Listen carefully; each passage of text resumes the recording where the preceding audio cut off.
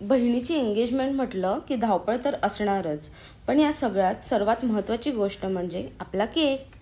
नमस्कार मंडळी, मी तृप्ती. तर आजचा केक खूप खास आहे, कारण तो मी बनवला आहे माझ्या बहिणीच्या एंगेजमेंटसाठी. तुम्हाला एक गंमत सांगू का? तिचंही नाव तृप्तीच आहे. तर आजचा केक आपल्याला न्यायचा होता मीरा रोडवरून विरारपर्यंत.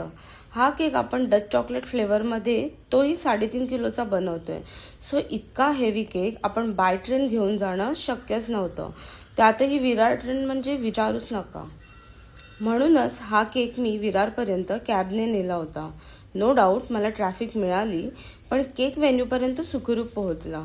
तसं आम्हाला पोचायला थोडा उशीरच झाला, पण ठीक आहे. मी युजली वेडिंग आणि एंगेजमेंट केक रिअल फ्लावर्समध्ये बनवणं प्रेफर करते, पण यावेळी मी आर्टिफिशियल फ्लावर्स यूज करायचं ठरवलं. And look at this beauty, खूप सुंदर दिसतोय. तुम्हाला काय वाटतं, आर्टिफिशियल फ्लावर्स यूज करावेत की रिअल फ्लावर्स? कमेंटमध्ये नक्की सांगा. तसंच या केकमध्ये केक स्पेसरही यूज केला आहे.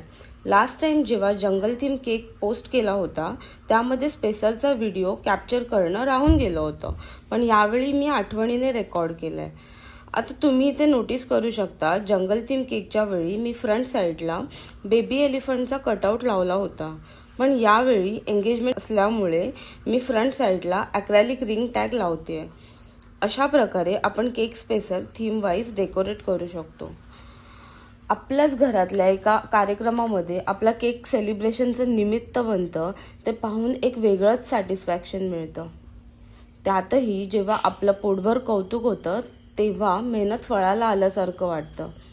तुम्हाला हा केक कसा वाटला कमेंटमध्ये नक्की सांगा. भेटू पुढच्या व्हिडिओमध्ये. थँक्यू.